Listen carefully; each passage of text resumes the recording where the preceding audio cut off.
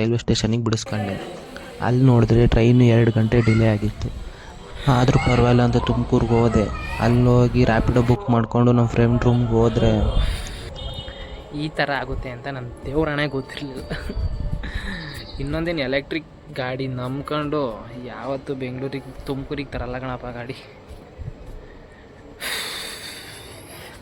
ಬೆಳಿಗ್ಗೆ ಬಂದನು, ಸಂಜೆ 5 ಗಂಟೆ 6 ಗಂಟೆ 7 ಗಂಟೆ ಆದರೂ ಇನ್ನೂ ತುಮಕೂರಲ್ಲೇ ಸಾಯ್ತಾಯಿದ್ದೀನಿ. ಮ್ಯಾಟ್ರ್ ಏನಾಗಿತ್ತಂದರೆ EV ಗಾಡಿದು ಸ್ಮಾಲ್ ಬ್ಯಾಟ್ರಿ ಊಸ್ಟ್ ಆಗೋಗಿತ್ತು. ನಾನು ಹೋಗಿದ್ದು ಭಾನುವಾರ ಯಾವ ಬ್ಯಾಟ್ರಿ ಶಾಪು ತೆಗ್ದಿರಲಿಲ್ಲ. ಸೊ ಒಂದಿನ ಅಲ್ಲೇ ಉಳ್ಕೋಬೇಕಾಗಿ ಬಂತು. ಏನು ಮಾಡ್ತೀರಾ, ಉಳ್ಕೋಬೇಕಾಗಿ ಬಂತು, ಉಳ್ಕೊಂಡೆ. ಅಲ್ಲಿ ವ್ಯೂ ನೋಡ್ತಾ ಇದ್ದರೆ ಮಾತ್ರ ಸ್ವರ್ಗ. ಆದರೂ ನನ್ನ ಹುಡುಗ ರೂಮ್ ಮಾಡಿದ್ದಾನೆ, ಒಂದೊಳ್ಳೆ ಪ್ಲೇಸಲ್ಲಿ ಮಾಡ್ಯಾನ.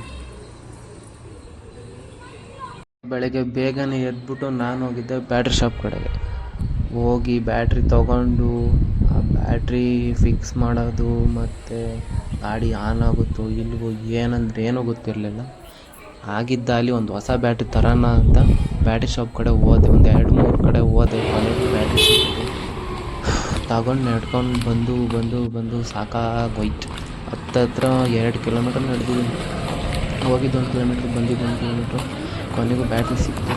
ಆ ಬ್ಯಾಟ್ರಿ ಗಾಡಿಗೆ ಹಾಕ್ಕೊಂಡು ಗಾಡಿ ಆನ್ ಮಾಡ್ಕೊಂಡು ಬೆಂಗಳೂರಿಗೆ ಬಂದೆ. 1200 ರೂಪಾಯಿ ಹೋಯ್ತು. ಇನ್ನು ಇಲ್ಲಿ ಬಂದು ನೋಡಿದ್ರೆ ನಮ್ಮ ಹುಡುಗರು ಕ್ರಿಕೆಟ್ ಆಡ್ತವ್ರೆ. ಕಾಲೇಜ್ಗೆ ಬರೋಲ್ಲ ಅಂತೆ. ಇದು ಮಚ್ಚಾಗಿ ನಾನು ವೀಕ್ಲಿ ಹೋಗೋದು ಬೇಡ ಅಂತ ಕ್ರಿಕೆಟ್ ಆಡ್ತಿದ್ದೆ. ಪ್ಲೀಸ್ ನನ್ನ ಚಾನಲ್ ಸಬ್ಸ್ಕ್ರೈಬ್ ಮಾಡ್ಕೊಳ್ಳಿ ಅಂತ ಹೇಳ್ತಾ ಇವತ್ತಿನ ವಿಡಿಯೋ ಇಲ್ಲಿಗೆ ಮುಗಿಸ್ತಾ ಇದ್ದೀನಿ. ಓಕೆ ಫ್ರೆಂಡ್ಸ್, ಬಾಯ್.